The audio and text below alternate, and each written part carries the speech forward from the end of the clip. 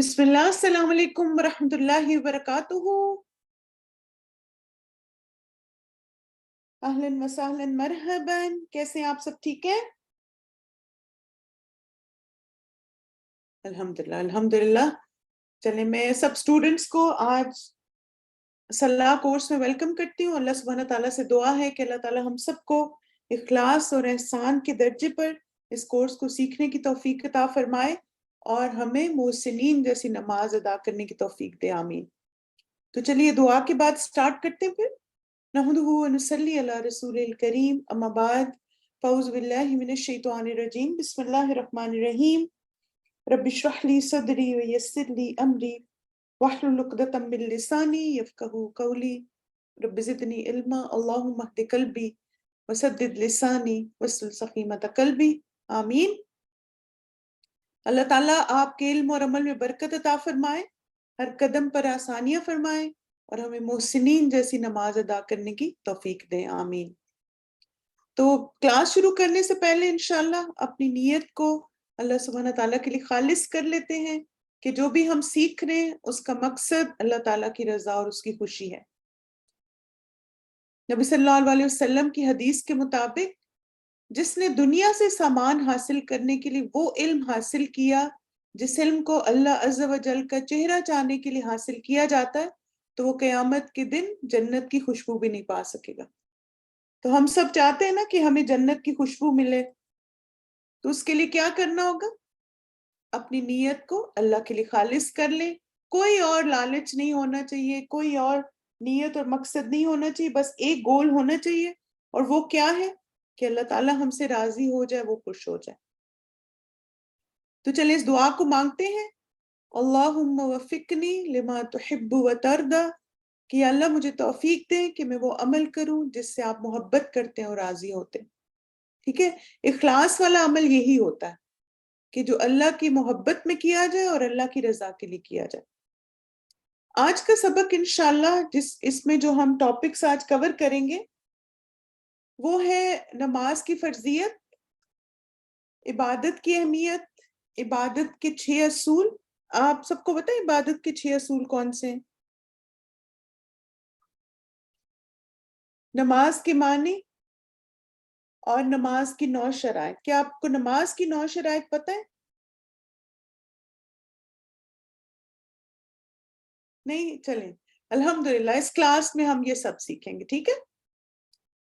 سب سے پہلے ہم دیکھتے ہیں کہ نماز اللہ سبحانہ تعالیٰ نے ہم پر فرض کی ہے، اور یہ ایک ایسی عبادت ہے جس کی درستگی ہماری زندگی کے بہت سارے معاملات کو درست کر دے گی۔ اچھا آپ دیکھیں کہ آپ نے نوٹس کیا ہوگا کہ الحمدللہ ہم بہت ساری عبادات کرتے ہیں نا، تو یہ بتائیں کہ روزہ، آپ جو رمضان کے روزے ہیں وہ سال میں کتنی دفعہ آپ رکھتے ہیں؟ 1 دفعہ، ٹھیک ہے۔ زکوٰۃ سال میں کتنی دفعہ دیتے ہیں؟ 1 دفعہ، ٹھیک ہے۔ اور حج کتنی دفعہ کرنا ہوتا ہے؟ زندگی میں 1 دفعہ، ٹھیک ہے، ہر سال بھی نہیں، 1 in a lifetime۔ لیکن نماز ایک ایسی عبادت ہے جو ہمیں کب کرنی ہے؟ ایوری ڈے، یعنی ایک ایسی عبادت ہے نا جو ہم ڈیلی کرتے ہیں، یعنی موسٹ فریکوینٹ عبادت ہے۔ تو اسی لیے آپ دیکھیں اس کو فکس کرنا بہت ضروری ہے۔ باقی بھی عبادات کو کرنے سے پہلے ہمیں اپنے آپ کو ایجوکیٹ کرنا ہے، اپنے آپ کو جیسے اس طرح ہمیں سیکھنے ہر علم کو کہ کیسے روزہ سنت کے مطابق رکھیں، حج کیسے کریں، زکوٰۃ کیسے دیں، لیکن نماز کو بھی ہمیں سیکھنا ہے کیونکہ یہ سب سے زیادہ کی جانے والی عبادت ہے، دن میں 5 دفعہ بالکل۔ اور پھر جو استاذہ نے جیسے ایک جملہ ہمیں کہا تھا جب انہوں نے ہمیں صلاح کا کورس کروایا تھا کہ جس کی نماز درست ہو گئی اس کے سب کام درست ہو گئے۔ نماز جو ہے یہ سب سے پہلا اللہ تعالیٰ کا حکم ہے جس کو اللہ تعالیٰ نے فرض کیا تھا، یعنی پہلی عبادت ہے جس کو اللہ تعالیٰ نے فرض کیا، اور ایمان والوں پر نماز کی عبادت فرض ہے۔ اور اللہ سبحانہ تعالیٰ نے قرآن مجید میں فرمایا وَأَقِیمُوا الصَّلَاةَ وَآتُوا الزَّکَاةَ وَارْکَعُوا مَعَ الرَّاکِعِینَ، اور نماز قائم کرو اور زکوٰۃ ادا کرو اور رکوع کرنے والوں کے ساتھ رکوع کرو. تو اس آیت سے کیا پتہ چلتا ہے کہ اللہ سبحانہ تعالیٰ نے نماز کو قائم کرنے کا حکم دیا ہے، یعنی ایک فرض عبادت ہے. اچھا یہ بتائیں کہ نماز مسلمانوں پر کب فرض ہوئی تھی؟ مکہ میں یا مدینہ میں؟ مدینہ میں. کچھ لوگ کہہ رہے مکہ میں. نماز جو یہ مکہ میں فرض ہوئی تھی. ٹھیک ہے. ام المومنین عائشہ رضی اللہ عنہ سے روایت ہے، انہوں نے کہا کہ اللہ نے جب نماز فرض کی تو حضر اور سفر میں ہر نماز 2 رکعتیں فرض کی تھی. پھر نماز سفر اپنی اصلی حالت میں قائم رکھی گئی اور حضر کی نماز میں اضافہ کر دیا گیا. ٹھیک ہے جی. اب آپ دیکھیں کہ شروع میں نماز کیسے تھی؟ 2 رکعت پڑھنی ہوتی تھی مکہ میں جب نماز فرض کی گئی. اور پھر اس کے بعد پھر کیا کیا گیا کہ سفر کی نماز اسی طرح رکھی گئی مختصر، اور جو عام حالات میں نماز ہے اس کی پھر تعداد بڑھا دی گئی. نماز ایک فرض عبادت ہے، جیسے آپ سب کو پتہ ہے کہ الحمدللہ اسلام کے 5 پلرز ہیں نا. تو اگر آپ ان 5 پلرز کو دیکھیں تو پہلا پلر کیا ہے؟ شہادتین. دوسرا کون سا ہے؟ دوسرا پلر کون سا؟ نماز. اور پھر تھرڈ کون سا ہے؟ زکوٰۃ. فورتھ روزہ. اور 5واں حج. شہادتین کیا ہے؟ کہ اللہ تعالیٰ کے لیے اپنی توحید کو خالص کرنا اور نبی صلی اللہ علیہ وسلم کو اللہ کا آخری نبی ماننا. اور پھر آپ دیکھیں کہ دل کے ایمان کے بعد جو سب سے پہلا پریکٹیکل پلر ہے ہمارا وہ نماز کا ہے. اور ان 5 پلرز کو ہم پہ جب فرض کیا گیا تو آپ دیکھیں اس کا مقصد کیا ہے؟ اللہ تعالیٰ کے آگے سر تسلیم خم کرنا. یعنی سب سے پہلے انسان اپنے دل میں اللہ تعالیٰ پر ایمان لاتا ہے اور پھر اس کے بعد اپنے عمل سے کر کے دکھاتا ہے کہ اس رب جس نے جتنی باتوں کا حکم دیا ہے وہ مجھے کرنی ہے. بالکل ٹوٹل سبمیشن. تو ساری جب ہم اپنے فرائض کو پورا کرتے ہیں تو ہم کیا کرتے ہیں؟ اللہ تعالیٰ کے احکامات کے آگے سر تسلیم خم کرتے ہیں. پھر آپ دیکھیں کہ نماز ایک ایسی عبادت ہے جو وقت کی پابندی کے ساتھ فرض کی گئی ہے. اللہ سبحانہ تعالیٰ نے قرآن مجید میں اس کے بارے میں بتا دیا، ان الصلاۃ کانت علی المؤمنین کتابا موقوتا. بے شک نماز ایمان والوں پر ہمیشہ سے ایسا فرض ہے جس کا وقت مقرر کیا ہوا ہے. یعنی ایسے نہیں کہ جب دل کرے نماز پڑھ لیں، نماز کے اوقات مقرر ہیں. اچھا آپ یہ نوٹس کریں کہ ایمان کا ذکر ساتھ ساتھ ہے نا، کیونکہ جس انسان کے اندر ایمان ہوتا ہے نا تو وہ کیا کوشش کرتا ہے کہ اللہ کے حکم کو ویسے ہی ادا کرنے کی کوشش کرے جیسے اللہ تعالیٰ نے حکم دیا. یعنی وہ پھر اپنی منمانیاں نہیں ہوتی. اللہ تعالیٰ نے کہا، اللہ نے حکم دیا ہے کہ وقت پر نماز پڑھنی ہے، تو پھر ایمان والا کیا کوشش کرتا ہے کہ اپنے دن کا سکیجول ایسے بنائے کہ ہر جگہ نماز پہلے آئے اور ان بٹوین پھر باقی کام آ جائے. پھر اسی طرح آپ دیکھیں جیسے آپ کو یہ بھی پتا ہے کہ 7ویں آسمان پہ، جیسے ابھی آپ سب نے بھی ذکر کیا تھا کہ نبی صلی اللہ علیہ وسلم جب معراج کے موقع پر گئے تھے تو آپ صلی اللہ علیہ وسلم کو نمازوں کا حکم دیا گیا تھا.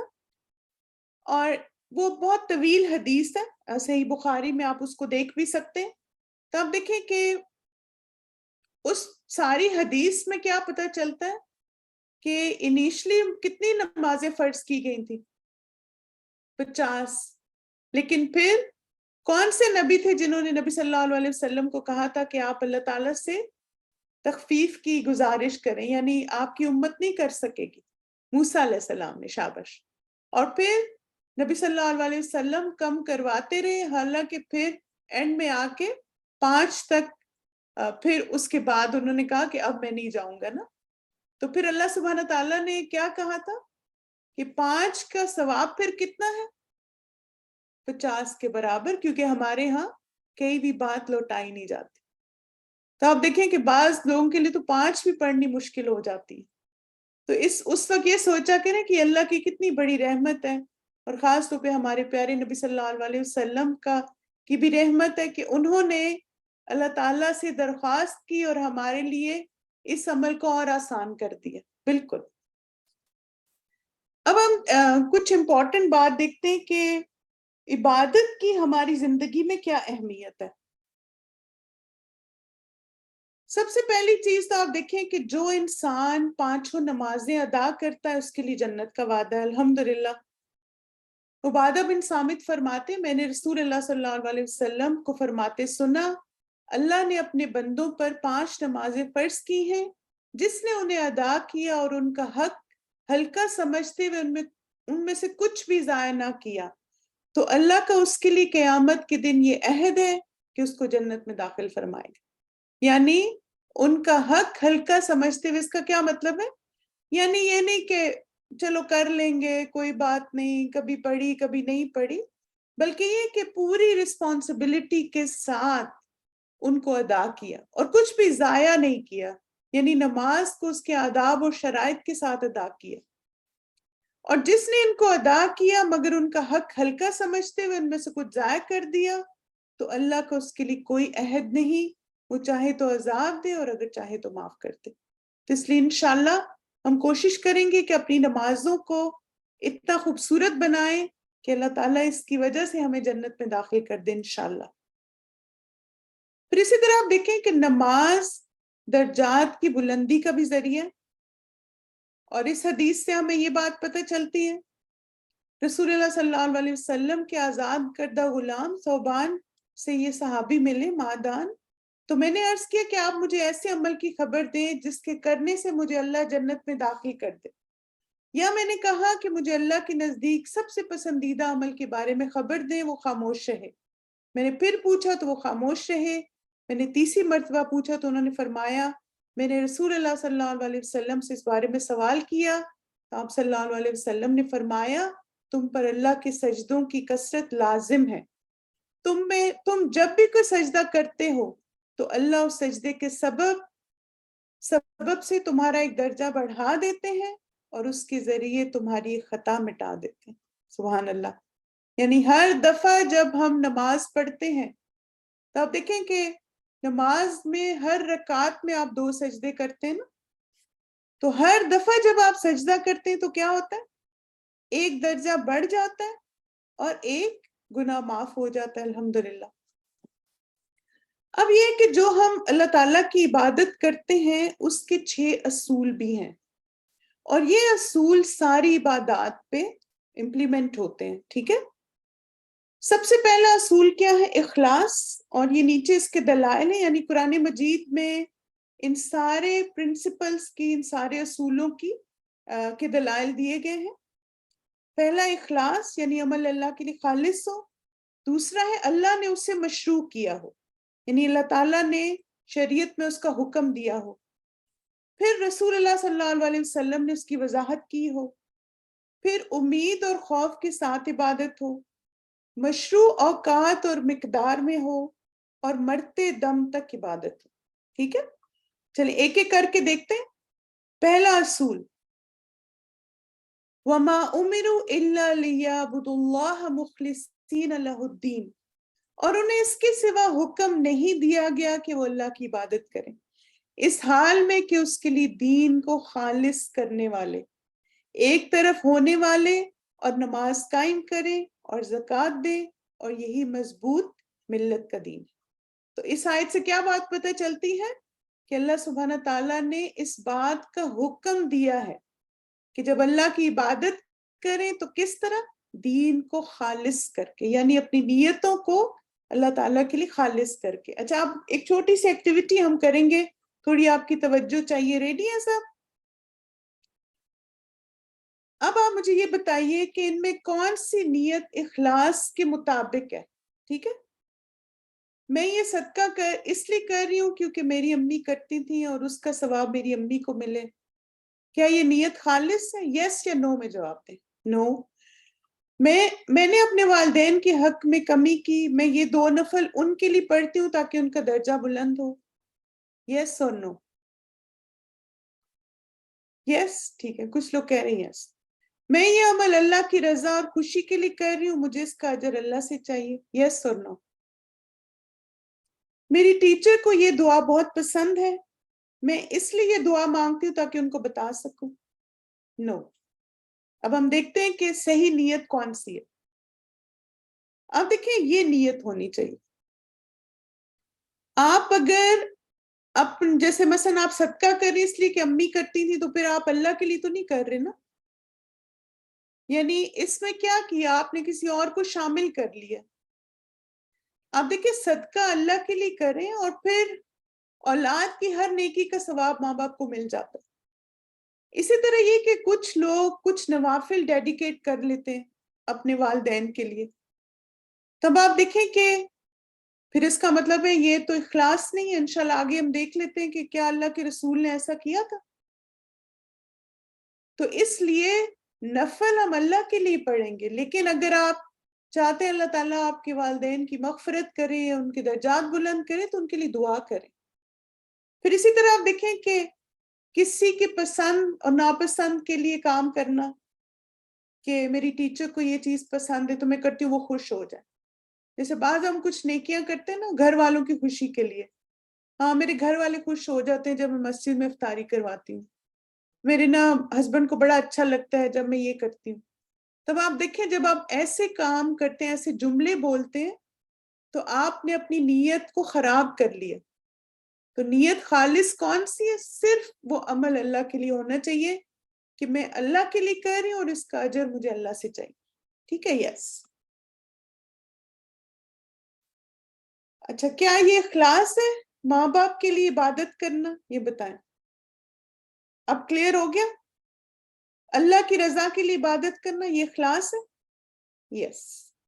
نیک کہلانے کے لیے عبادت کرنا؟ نو. ٹھیک ہے. تو لہٰذا آپ دیکھیں کہ ہم کسی کے لیے نفل نہیں پڑھیں گے، صرف ہم اللہ تعالیٰ کے لیے عبادت کریں گے. ٹھیک ہے. اور نہ ہی ہے کہ لوگ ہمیں نیک کہیں. چلیں آگے چلتے ہیں. یہ آیت نہ کلیئر کر دیتی کہ نماز کس کے لیے پڑھنی ہے. قُلْ إِنَّ صَلَاتِي وَنُسُكِي وَمَحْيَايَ وَمَمَاتِي لِلَّهِ رَبِّ الْعَالَمِينَ لا شریک لہ. یہ دیکھیں کیا ہے، کوئی شریک نہیں بیچ میں. وَبِذَلِكَ أُمِرْتُ وَأَنَا أَوَّلُ الْمُسْلِمِينَ. کہہ دیجئے بے شک میری نماز اور میری قربانی اور میری زندگی اور میری موت اللہ ہی کے لیے. یعنی نماز کس کے لیے؟ اللہ کے لیے. تو اس سے کلیئر ہو گیا نا کہ ماں باپ کے لیے آپ نماز نہیں پڑھ سکتے، نماز آپ اللہ کے لیے پڑھیں. اور میری قربانی اللہ کے لیے، میری زندگی اللہ کے لیے، میری موت اللہ کی. ایوری تھنگ از فار اللہ. اور اس کا کوئی شریک نہیں، یعنی بیچ میں ہم نے کسی کو نہیں لے کر آنا. پھر آپ دیکھیں عبادت کا دوسرا اصول کیا ہے کہ اللہ نے اسے مشروع کیا ہو. یعنی اللہ سبحانہ تعالیٰ نے ہمیں قرآن اور سنت میں اس کے بارے میں بتایا ہو کہ یہ کام کرنا ہے تم نے. جیسے نماز کا حکم دیا، روزے کا حکم دیا، بہت سارے کاموں کا حکم دیا اور بہت سارے کاموں سے روک دیا. تو یہ نہیں کہ خود سے ہم کوئی چیز بنا لیں کہ ہاں یہ بھی ہمیں کرنا ہے، تو وہ دین نہیں ہے. عبادت کون سی ہے، دین کون سا ہے؟ جو اللہ تعالیٰ نے قرآن میں بتا دیا. اس کی جو دلیل کیا ہے؟ سورہ جاسیہ آیت 18-19. پھر ہم نے تمہیں دین کے معاملے میں ایک واضح راستے پہ لگا دیا، سو اسی پر چلو اور ان لوگوں کی خواہشات کے پیچھے نہ چلو جو نہیں جانتے. تو یہاں پہ آپ دیکھیں اللہ تعالیٰ نے بتا دیا نا اللہ شریعت، کہ ہم نے تمہیں دین کے معاملے واضح راستہ بتا دیا اور وہ قرآن اور سنت میں تمہیں راستہ مل جائے گا. اچھا اب یہ بتائیں کہ کہاں سے معلوم ہوگا کہ اللہ تعالیٰ نے اس حکم کو مشروع کیا؟ شریعت کا علم ہمیں کہاں سے ہوگا؟ یہ بتائیں. شاباش، قرآن اور سنت سے. Very good. پھر عبادت کا تیسرا اصول رسول اللہ صلی اللہ علیہ وسلم نے اس کی وضاحت کی ہو. اللہ تعالیٰ نے قرآن مجید میں فرمایا وَمَا آتَاكُمُ الرَّسُولُ فَخُذُوهُ وَمَا نَهَاكُمْ عَنْهُ فَانْتَهُوا. ٹھیک؟ اور رسول تمہیں جو کچھ دے تو وہ لے لو، اور جس سے تمہیں روک دے تو رک جاؤ، اور اللہ سے ڈرو، یقیناً اللہ بہت سخت سزا دینے والا. اب آپ دیکھیں اس آیت سے کیا دلیل ملی کہ اللہ سبحانہ تعالیٰ نے نبی صلی اللہ علیہ وسلم پر قرآن نازل کیا اور نبی صلی اللہ علیہ وسلم نے ہمیں کر کے دکھایا. جیسے آپ دیکھیں, کیا ہم سنت کو فالو کیے بغیر نماز ادا کر سکتے ہیں صرف قرآن پڑھ کے؟ نہیں نا. قرآن میں ہمیں یہ نہیں پتہ چلتا کہ نماز سے پہلے اذان دینی ہے, اذان میں کیا کہا جائے گا یہ قرآن میں مینشن نہیں ہے. پھر اس کے بعد جب ہم نماز کے لیے کھڑے ہوں گے تو ہمیں تکبیر کہنی ہے, پھر کیا پڑھنا ہے, یہ ساری چیزیں قرآن میں نہیں مینشن کی گئی. اللہ تعالیٰ نے حکم دے دیا اور پھر اس کی وضاحت ہمیں نبی صلی اللہ علیہ وسلم نے کر کے دکھائی. ٹھیک ہے, تو اس لیے آپ دیکھیں قرآن کو انڈرسٹینڈ کرنے کے لیے سنت کو بھی انڈرسٹینڈ کرنا ضروری ہے. وہ ہم ساتھ ساتھ پڑھیں گے, اس کو الگ نہیں کر سکتے. عبادت مکمل ہی نہیں ہو سکتی جب تک ہم سنت کو فالو نہ کریں. اب یہ کہ کہاں سے معلوم کریں کہ رسول اللہ صلی اللہ علیہ وسلم نے اس کی وضاحت کی ہے, یہ کہاں سے پتہ چلے گا؟ حدیث سے. شاباش. اور آپ دیکھیں الحمدللہ جس طرح قرآن مجید کو جمع کیا گیا, اسی طرح نبی صلی اللہ علیہ وسلم کی حدیث کو بھی جمع کیا گیا. یہ حدیثیں کس نے جمع کی تھی, ہم تک کیسے پہنچی, کن لوگوں نے ان کو کمپائل کیا؟ صحابہ کرام نے. شاباش. صحابہ کرام جو تھے ریسیپینٹس تھے نا, یعنی نبی صلی اللہ علیہ وسلم سے انہوں نے لیا اور پھر اس کو ڈاکومنٹ کیا اور ہم تک پہنچایا. تو اس لیے آپ دیکھیں کہ جو چیز ہمیں وضاحت چاہیے, ہم اللہ تعالیٰ اللہ کے رسول صلی اللہ علیہ وسلم کی سنت کو دیکھتے ہیں اور پھر وہ ہمیں کلیئرٹی آ جاتی ہے کہ اس حکم پہ عمل کیسے کرنا. یس. پھر عبادت کا چوتھا اصول ہے امید اور خوف کے ساتھ عبادت ہو. اللہ تعالیٰ قرآن مجید میں فرماتے ہیں انہم کانوا یسارعون فی الخیرات ویدعوننا رغبا ورہبا. بے شک وہ نیکیوں میں جلدی کرتے تھے اور ہمیں رغبت اور خوف سے پکارتے تھے اور ہمارے ہی لیے عاجزی کرنے والے. اب آپ دیکھیں کہ جب ہم کہتے ہیں خوف اور امید, تو امید کس کی ہونی چاہیے ہمیں جب ہم عبادت کریں؟ تو یعنی آپ فرض کریں آپ نماز پڑھ رہے ہیں, تو کیا امید ہونی چاہیے؟ آپ کو جنت ملے, اللہ راضی ہو جائے, اللہ قبول کر لے. شاباش. اللہ کی رحمت ملے, اللہ بخش دے, اللہ ایکسپٹ کر لے. ایکسلنٹ. تو امید کس کی؟ کہ اللہ سبحانہ تعالیٰ اس عبادت کو قبول کر لے اور اللہ تعالیٰ ہمیں اس کی وجہ سے ہمارے لیے جنت کا رستہ آسان کر دے, ہم اللہ تعالیٰ کی رحمت کے امیدوار بن جائیں. آپ دیکھیں کہ جنت جو ہے نا وہ ہمارے اعمال کی وجہ سے نہیں ملے گی ہمیں, یہ ہمیں پتہ ہے نا سب کو. جنت ملے گی اللہ کی رحمت کی وجہ سے. تو رحمت اللہ کی کب ملے گی؟ جب اللہ خوش ہوگا, راضی ہوگا ہمارے اعمال سے انشاءاللہ. ٹھیک ہے. اچھا, خوف کس کا ہونا چاہیے ہمیں عبادت کے بعد؟ خوف کس کا ہو؟ اللہ تعالیٰ کا خوف. کس بات کا؟ کہ بالکل کہ پتہ نہیں ایسا نہ اللہ تعالیٰ قبول ہی نہ کرے. پھر آپ دیکھیں اس بات کا خوف کہ کہیں ریاکاری نہ آ جائے. پھر اس بات کا خوف کہ کہیں پتہ نہیں میرے نیت خراب تو نہیں ہو گئی تھی. یعنی ایک ایمان والا جو ہوتا ہے نا وہ عمل کر کے بھی ایسے نہیں کہ بے خوف ہو جاتا, پھر اب میں نے کر لیا چلو, وہ شکر ادا کرتا ہے, ساتھ استغفار بھی کرتا ہے. جیسے آپ دیکھیں نا, آپ نماز پڑھ کے سلام پھیرتے ہیں تو کیا کرتے ہیں؟ استغفر اللہ استغفر اللہ استغفر اللہ. یعنی آپ اوور کانفیڈنٹ نہیں ہو جاتے, او میں نے نماز پڑھ لی, یہ نہیں. آپ استغفار کیوں کرتے ہیں؟ کہ میں نے نماز تو پڑھ لی, کہیں کمی کوتاہی یا رب رہ گی تو اس کو معاف کر دیں. یعنی ہم آپ دیکھیں ہر عبادت کے اینڈ میں ہم استغفار کیوں کرتے ہیں؟ کہ وی آر نیور سیٹسفائڈ, اور ہم کبھی بھی کانفیڈنٹ نہیں ہوتے یہ تو میں نے پرفیکٹلی کر لیا. آپ میں سے ماشاءاللہ کچھ لوگ ابھی حج کر کے آئے نا, تو حج کے بعد آپ نے کیا آپ کہہ سکتے ہیں بہت ہی زبردست حج میں نے کیا, مجھ سے اچھا کوئی حج کر ہی نہیں سکتا؟ نہیں نا. آپ کو بہت ساری ڈیفیشنسیز نظر آتی, بہت ساری آپ کو کمی نظر آتی, اور آپ کہتے ہیں اللہ پھر موقع دے تو میں اس سے بھی اچھا کرنے کی کوشش کروں گی. تو یہ خوف ہوتا ہے. سمجھ گئے خوف کا کیا مطلب ہے؟ کہ آپ کر بھی لیتے ہیں پھر بھی آپ کہتے ہیں نہیں اس سے اچھا کرنا چاہیے. آپ نماز پڑھتے ہیں اور پھر آپ کو لگتا ہے کہ آج مجھے لگتا ہے کہ تسبیح کم کی پڑھی نا میں نے, رکوع میں زیادہ تسبیحات پڑھنی چاہیے تھی, سجدہ لمبا کرنا چاہیے تھا, تشہد میں زیادہ دعائیں مانگنی چاہیے تھی. تو آپ مسلسل اپنے آپ کو چیک کرتے ہیں اور بہتر سے بہتر کرنے کی کوشش کرتے ہیں, اور یہ چیز ہمیں پروگریس کرتی بالکل. اور پھر آپ دیکھیں اسی طرح عبادت ہمارے اندر عاجزی لاتی. خوف کا مطلب ہے کہ ہم ہمبل ہو جاتے ہیں عبادت کے بعد نا, چاہے جتنی مرضی اچھی عبادت کریں نا, ہم اور زیادہ ہیوملٹی بڑھتی ہے ہمارے اندر, عاجزی اور انکساری بڑھتی ہے. پھر اس کے بعد آپ دیکھیں عبادت کا 5واں اصول ہے کہ مشروع اوقات اور مقدار میں ہو. ٹھیک ہے, یعنی اللہ تعالیٰ نے جن اوقات میں اس عبادت کو کرنے کا حکم دیا اس وقت میں ہی ہو. جیسے مثلا اللہ تعالیٰ نے سب عبادات کے بارے میں قرآن میں بتایا. 2 مثالیں دیکھتے ہیں. الحج اشہر معلومات, حج چند مہینے ہیں جو معلوم ہے. اچھا اب آپ دیکھیں کہ اگر کوئی کہے کہ میں نے تو نومبر دسمبر میں حج کرنا ہے, یا کوئی خود ہی سے کوئی مہینہ چوز کر لے کہ اس سال جو ہے نا وہ رجب آئے گا تو بڑا اچھا موسم ہوگا, میں اس وقت حج کر لوں. ہم کر سکتے ہیں کیا آپ رجب, شعبان یا کسی اور مہینے میں حج کر سکتے ہیں؟ نہیں. کیوں؟ کیونکہ اللہ تعالیٰ نے ہمیں مہینے بتا دیے کہ حج ذی الحج میں ہی ہوگا.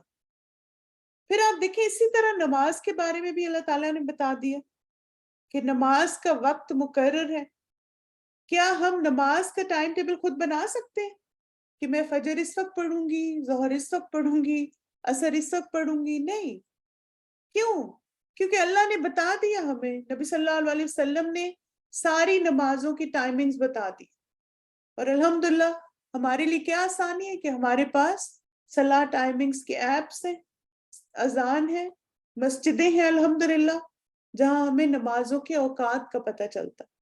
تو اس لیے کوئی بھی عبادت جس وقت چاہے نہیں کی جا سکتی بلکہ انہی اوقات میں کی جائے گی جو اللہ سبحانہ تعالیٰ نے ہمیں بتا دی. اب آپ دیکھیں یہ کہاں سے معلوم کریں گے کہ مشروع اوقات اور کتنی مقدار میں عبادت کرنی ہے؟ یعنی وقت کون سا ہے اور کوانٹٹی. شاباش, قرآن سے بھی پتہ چلے گا اور حدیث سے بھی پتہ چلے گا. حدیث میں زیادہ وضاحت مل جائے گی کیونکہ آپ دیکھیں کہ ٹائم کا بھی اور پھر کوانٹٹی بھی نا. یعنی آپ دیکھیں کہ مثلا آپ کے میں فجر کے وقت بڑی فریش ہوتی ہوں, میرا دل کرتا ہے میں 4 سنت 4 فرض پڑھوں. پڑھ سکتے ہیں آپ؟ نہیں. آپ کہتے ہیں ظہر کے وقت میں بڑی تھکاوٹ ہو جاتی ہے تو میں سوچ رہی ہوں اب میں 2 فرض پڑھوں گی ظہر کی. کر سکتے ہیں؟ نہیں. کیوں؟ کیونکہ مقدار بتا دی گئی ہے. آپ کے میں نا ایسے کروں گی کہ اس سال نا 2 دفعہ حج کر لوں گی, میں 2 دفعہ حج کی نیت کر لوں گی. نہیں, سال میں ایک ہی حج ہوگا. آپ کہیں کہ میں نا رمضان اتنا مجھے پسند ہے تو اب سے نا میں 60 دن کے روزے رکھوں گی. رکھ سکتے ہیں؟ نہیں. ہمیں مقدار بتا دی گئی 29 یا 30 دن ہے رمضان کے, بس. تو یہ کلیئر ہو گیا نا آپ کو کہ عبادت کے اوقات بھی مشروع ہیں, شریعت سے پتہ چلتا ہے, اور کتنی کوانٹٹی ہے وہ بھی شریعت نے بتا دی. پھر آپ دیکھیں عبادت کا 6واں اصول ہے کہ مرتے دم تک عبادت ہو. یہ مجھے اتنی پیاری بات لگتی ہے. اللہ کا بہت احسان اور شکر ہے کہ ریٹائرمنٹ پلان بھی ہمارا موجود ہے. عبادت کرتے رہیں گے تو کبھی بوڑھے نہیں ہوں گے انشاءاللہ. اللہ سبحانہ تعالیٰ نے قرآن مجید میں جو یہ فرمایا نا وَاعْبُدْ رَبَّكَ حَتَّى يَأْتِيَكَ الْيَقِينُ, اور بلا شبہ یقیناً ہم جانتے ہیں کہ بے شک تمہارا سینہ اس سے تنگ ہوتا ہے جو وہ کہتے ہیں, بس اپنے رب کی حمد کے ساتھ تسبیح کرو اور سجدہ کرنے والوں میں سے ہو جاؤ اور اپنے رب کی عبادت کرو یہاں تک کہ تمہارے پاس یقین آ جائے, یعنی قیامت آ جائے, موت آ جائے. یعنی انسان کی قیامت اس کی موت کے ساتھ ہی شروع ہو جاتی ہے. تب آپ دیکھیں نماز کب تک پڑھنی ہے؟ جب تک آنکھیں بند نہیں ہو جاتی. روزے کب تک رکھنے ہیں؟ جب تک زندگی کا آخری دن نہیں آ جاتا. اسی طرح زکوٰۃ کب تک دینی ہے؟ اللہ تعالیٰ پر ایمان کب تک رکھنا ہے؟ ہمیں بتا دیا گیا کہ عبادت مرتے دم تک ہے. چلیں اب انشاءاللہ ہم تھوڑا سا نا ان ساری باتوں کو پریکٹس کرتے ہیں کہ ہم آئیڈینٹیفائی کر سکیں کہ عمل کب میرا ان عبادت کے اصولوں کے مطابق اور کب نہیں ہے. ٹھیک ہے. اب آپ دیکھیں جیسے آپ حج پہ جا رہے ہیں تو اخلاص کیا ہے کہ آپ حج کس کے لیے کر رہے ہیں؟ کہ لوگ آپ کو حاجی کہیں یہ بڑی نیک ہے ماشاءاللہ. نہیں، اللہ کے لیے آپ اللہ کی رضا کی خاطر حج کر رہے ہیں. ٹھیک. پھر کیا اللہ تعالیٰ نے حج فرض کیا ہے؟ کیا اللہ نے اسے مشروع کیا ہے؟ بالکل کیا الحمدللہ. رسول اللہ صلی اللہ علیہ وسلم نے اس کی وضاحت کی ہے کہ حج کیسے کرنا ہے؟ بالکل کیا، انہوں نے خود بھی کیا. ٹھیک. امید اور خوف کے ساتھ ہے، یعنی جب ہم حج کرنے گئے تھے تو وہاں پہ عبادت بھی کی، اور جیسے ابھی ہم نے ڈسکس کیا کہ واپس آ کے پھر کہتے نہیں اگلی دفعہ اور اچھا کریں گے. پھر کیا ہم نے مشروع اوقات اور مقدار میں حج کیا؟ یعنی کیا 9 ذی الحج کو ہم یوم عرفہ پہ گئے تھے؟ کیا ہم نے پھر ایام تشریق میں جمرات گئے؟ یعنی ہم نے جو عبادت کے اوقات اور سارے مناسک تھے اس وقت میں کیے؟ یس. پھر مرتے دم تک کر سکتے ہیں، جب جب اللہ موقع دے گا انشاءاللہ تو بار بار حج کریں گے. ٹھیک.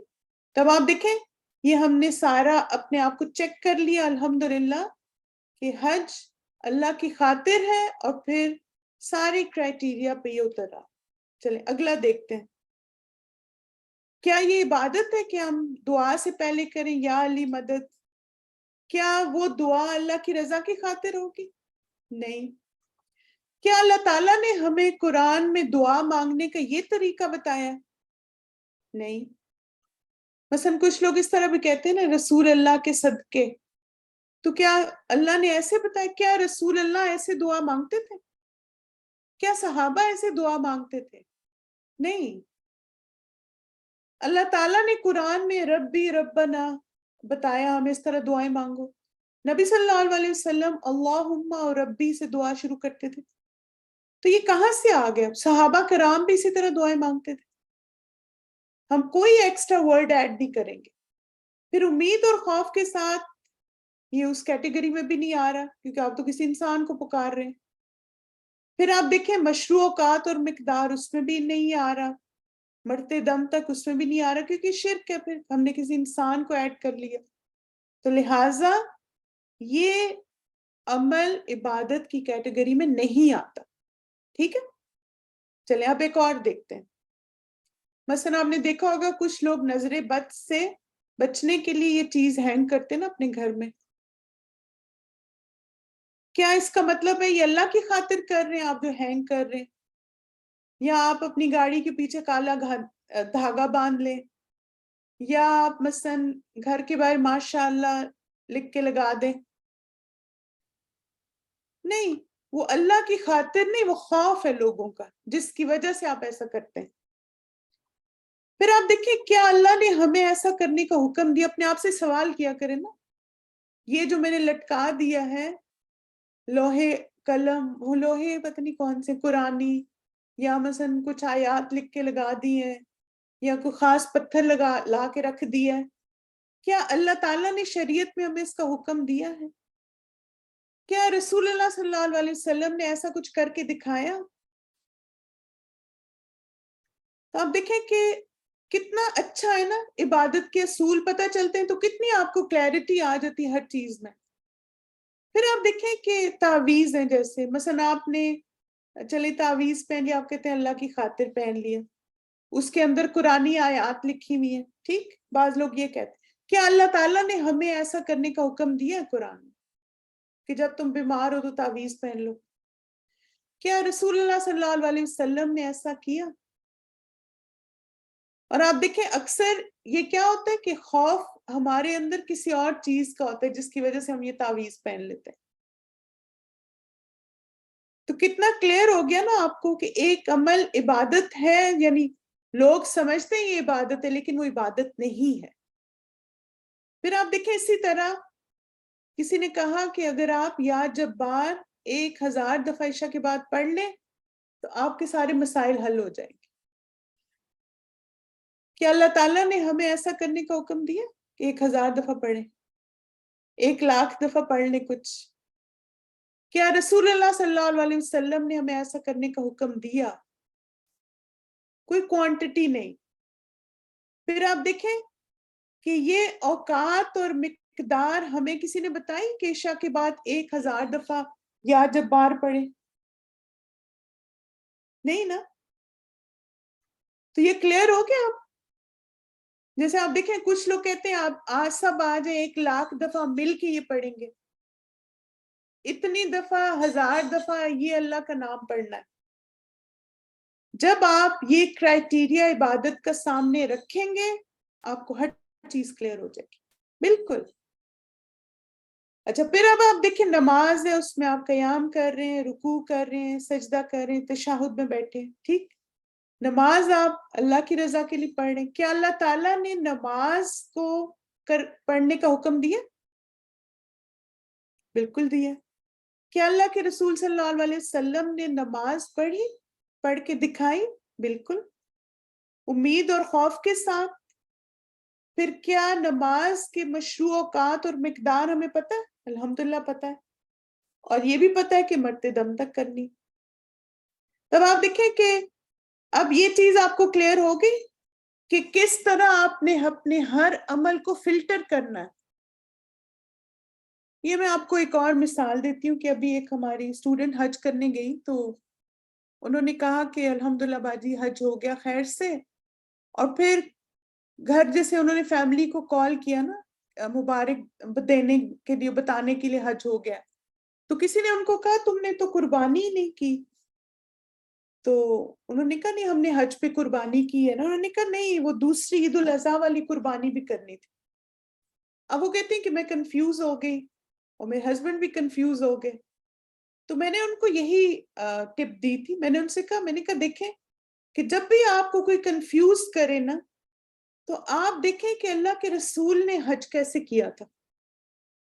کیا نبی صلی اللہ علیہ وسلم نے حج کے دوران قربانی کی تھی؟ بالکل کی تھی. یعنی اپنے ہاتھوں سے 100 اونٹ ذبح کیے. اب آپ دیکھیں اس وقت کچھ فیملی ان کی مدینہ میں بھی تھی نا, کیا انہوں نے کہا تھا کسی کو کہ وہاں بھی قربانی کر دیں؟ ایسی کوئی روایت کوئی بات نہیں ملتی نا. ویسے آپ دیکھیں کہ اگر آپ دیکھیں تو ٹھیک ہے قربانی جو عید پہ کی جاتی ہے وہ تو قرب الہی کے لیے کی جاتی ہے. اگر کوئی کرنا چاہے تو کر سکتا ہے, آپشن ہے اس کے پاس.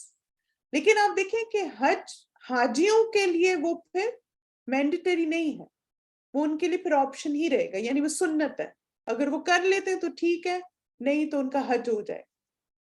تب آپ دیکھیں نا آپ کی زندگی کتنی آسان ہو جاتی ہے کہ جب آپ کو یہ پتہ چل جاتا ہے اور آپ فوراً سنت کو دیکھتے ہیں کہ اللہ کے رسول نے کس طرح کیا, کیسے کر کے دکھایا, ساری کنفیوژن دور ہو جاتی. تو چلیں الحمدللہ ہم نماز کا معنی دیکھ لیتے ہیں.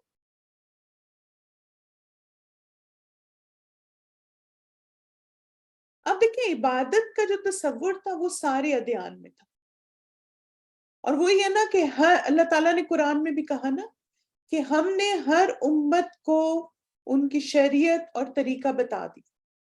یعنی عبادت کا تصور ہر نبی کو دیا گیا, یعنی ہر نبی کو بتایا گیا انہوں نے عبادت کرنی, لیکن طریقہ سب کا مختلف تھا. ٹھیک ہے. نماز کے معنی کیا ہے؟ نماز کے لنگوسٹک میننگ یا ڈکشنری میں جو میننگ آتا ہے نماز کا وہ ہے الدعا, دعا کرنا. اور جیسے قرآن مجید میں بھی اس کا ایک دلیل آتی ہے وَصَلِّ عَلَيْهِمْ إِنَّ صَلَاتَكَ سَكُنٌ لَهُمْ, اور ان کے لیے دعا کرو بے شک تمہاری دعا ان کے لیے باعث سکون ہے, یعنی ان کے لیے دعا کیجیے.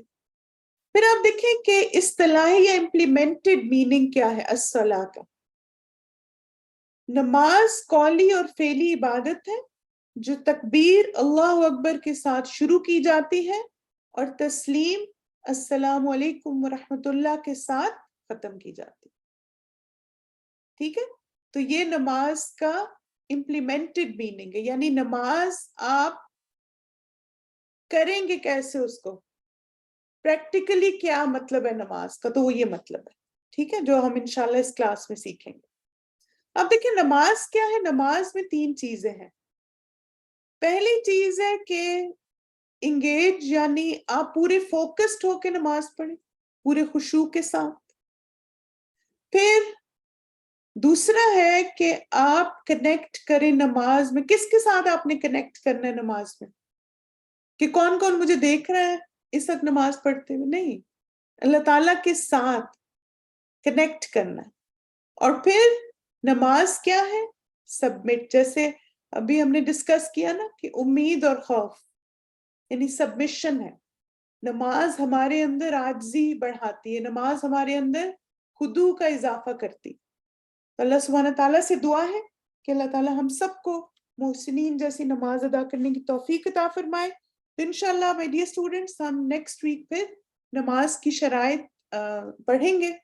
آج چونکہ باقی عبادت کے اصول سیکھنے زیادہ امپورٹنٹ تھے, کیونکہ اس پہ تھوڑی سی بات اس لیے بھی کی گئی تاکہ ہمارے اندر نا یہ کلیئرٹی آ جائے. کیونکہ آپ دیکھیں کہ دین میں جو نئی انوینشنز ہو گئی ہیں نا, اس کی یہی وجہ ہے کہ ہمیں یہ نہیں پتا کہ عبادت ہوتی کیا کیا. جو ہمیں جو کہتا ہے ہم کرنا شروع کر دیتے ہیں. کوئی ہمیں کہتا ہے ہاں امی ابو کے لیے نفل پڑھو, تو اب آپ دیکھیں نا, جیسے آپ میں سے کچھ سسٹرز نے کہا, اب یہ تھا کہ آپ کو اتنی محبت ہے اپنے ماں باپ سے تو آپ نے وہ کرنا شروع کر دیا, حالانکہ شریعت میں ہمیں ایسا کرنے کا کوئی دلیل نہیں ملتی. تو جب آپ کو یہ عبادت کے 6 اصول پتا ہوں گے نا, تو ہر عمل کرنے سے پہلے آپ آرام سے اس کو فلٹر کر سکتے ہیں. جزاکم اللہ خیرن کثیرہ آپ سب کی پارٹیسپیشن کے لیے. سبحانک اللہم و بحمدک, اشہد ان لا الہ الا انت, استغفرک و اتوب الیک. السلام علیکم ورحمۃ اللہ وبرکاتہ.